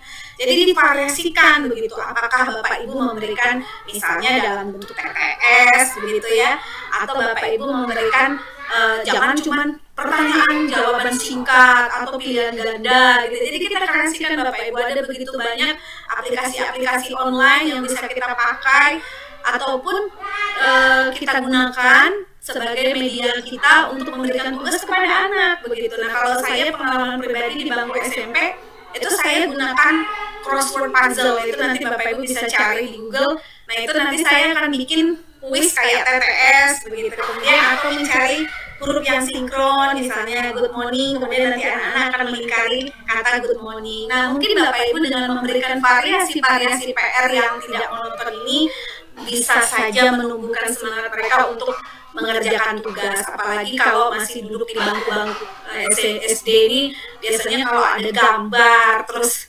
warnanya cantik-cantik meriah, itu biasanya mereka semangat untuk mengerjakannya. Begitu Bapak Ibu, sedikit dari saya. Terima kasih. Saya kembalikan kepada Ibu Agus. Silakan Ibu Agus. Baik, apa sudah tidak ada pertanyaan? Oh, ya, Ibu Veronica sudah jelas.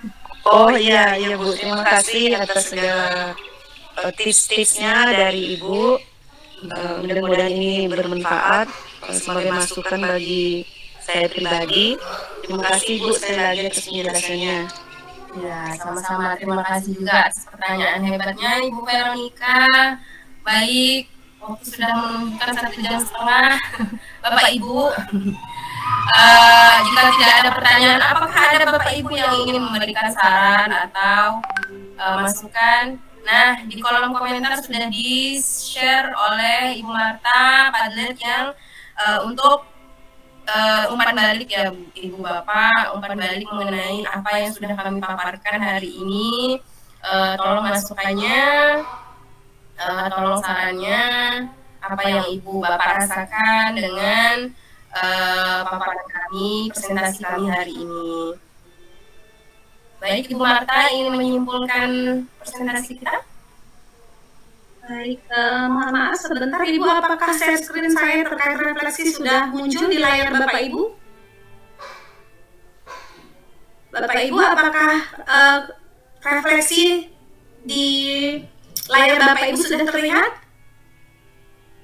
Sudah. Baik. Bapak Ibu, saya mohon izin bersama dengan rekan-rekan saya CGP Angkatan 11 untuk Bapak Ibu dapat mengisikan refleksi Bapak Ibu terkait dengan materi yang telah kami berikan tadi. Di sini Bapak Ibu sudah ada beberapa Bapak Ibu yang mengisi, terima kasih.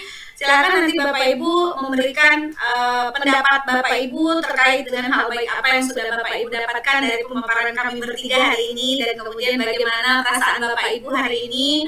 Kemudian bagaimana Bapak Ibu mendapatkan hal baru nggak kira-kira dari apa yang kami paparkan, dan yang terakhir Bapak Ibu setelah ini akan melaksanakan disiplin positif yang mana yang akan segera Bapak Ibu kerjakan di sekolah Bapak Ibu masing-masing. Baik, Bapak Ibu, saya dan rekan-rekan saya, Ibu Agus dan juga Ibu Nurbeta Lira mengucapkan terima kasih banyak kepada Bapak Ibu yang sudah berkenan bergabung di diseminasi positif kami hari ini. Izinkan saya menyimpulkan kegiatan kita sore hari ini. Bapak Ibu, melalui kegiatan ini kami mengajak Bapak Ibu, mari kita sama-sama berkolaborasi di sekolah kita masing-masing untuk menjadi guru yang bisa memahami kebutuhan murid kita, sehingga nanti anak-anak kita bisa tumbuh menjadi pribadi yang memiliki karakter profil pelajar Pancasila begitu. Mereka bisa mandiri, kreatif, beriman dan bertakwa juga kepada Tuhan, dan juga memiliki nalar yang kritis Bapak Ibu. Kemudian harapannya dari posisi-posisi kontrol yang tadi sudah kita bahas bersama, Bapak Ibu bisa menerapkan. Sebagai bentuk penerapan disiplin positif yang saya lakukan terhadap peserta didik adalah dengan mengajak mereka membentuk keyakinan kelas. Membentuk keyakinan kelas ini saya lakukan di kelas 7J SMP Negeri 1 Ketapang. Dengan langkah-langkah yang pertama yaitu merumuskan keyakinan kelas, di mana saya meminta para siswa untuk menuliskan keyakinannya. Lalu kami pun membahas keyakinan yang telah dituliskan tersebut dan memilah-milahnya menjadi keyakinan kelas. Setelah itu, kami pun mengubah keyakinan tersebut menjadi kalimat-kalimat positif dan sepakati apa-apa saja yang menjadi keyakinan kelas sesuai dengan harapan para peserta didik. Lalu di bagian akhir kami menempelkan poster keyakinan kelas agar setiap siswa dapat bertanggung jawab menjalankan keyakinan yang telah mereka sepakati. Demikianlah Bapak Ibu pemaparan aksi nyata saya pada modul 1.4. Semoga menginspirasi.